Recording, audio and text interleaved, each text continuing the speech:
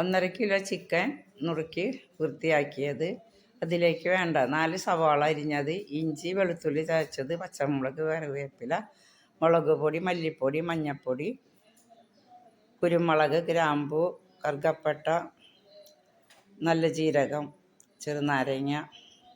ഉരുളി അടുപ്പത്തിൽ വെച്ച് ഗ്യാസുമ്മലിന്.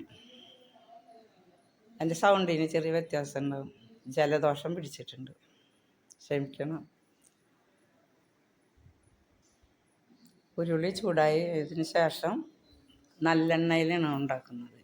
നല്ലെണ്ണ ഒഴിച്ച് 4 സ്പൂണോളം നല്ലെണ്ണ ഒഴിച്ചു.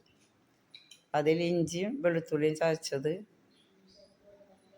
ഇട്ട്, സവാള 4 സവാള അരിഞ്ഞതും എല്ലാം കൂടി ഒന്നിച്ച് പച്ചമുളക് 4 പച്ചമുളകും കറിവേപ്പിലയും ഇട്ട് മൂപ്പിച്ചെടുക്കണം.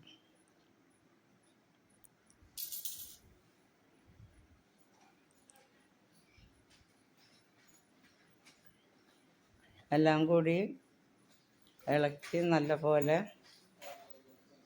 ഉള്ളി മൂത്ത് വന്നപ്പോൾ ചിക്കൻ മുളകും മഞ്ഞളും ഇട്ട് തേച്ച് അരമണിക്കൂറോളം വെച്ചിട്ടുണ്ടായിരുന്നു. ചെറുനാരങ്ങ പിഴിഞ്ഞൊഴിച്ച് ഉപ്പും ഇട്ട്.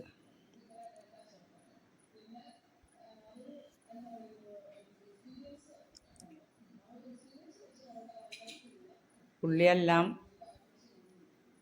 മൂത്ത് വന്നു. ഇനി അതിലേക്ക് ചിക്കൻ ഇടാം.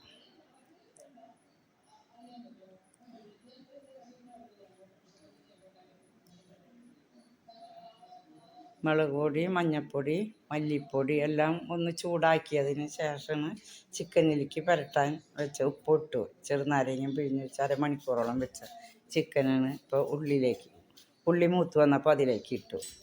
എല്ലാം കൂടി ഇളക്കി മൂടി വെച്ചു.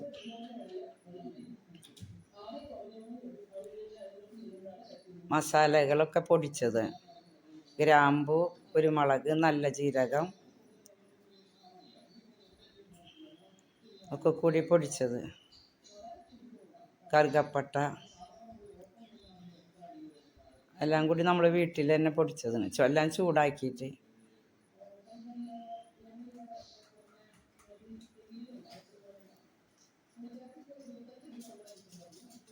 എല്ലാം കൂടി ഇളക്കി ഒന്നും കൂടി മൂടി വെച്ച്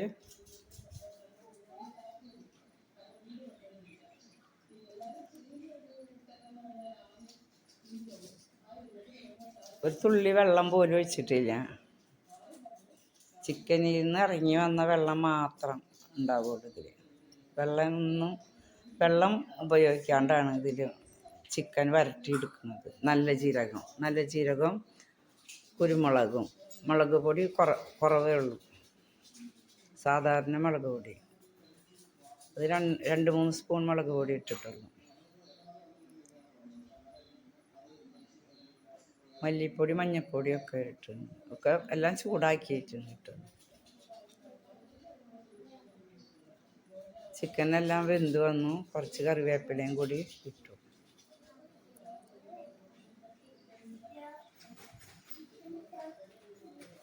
ശരിക്കും കളറ് കാണില്ലേ, നല്ല കളറാണ്. വെന്ത് കഴിഞ്ഞു. ചിക്കനെല്ലാം നല്ല പൊടി പോലെ വെന്തിട്ട് നന്നായിട്ട് വെന്തു.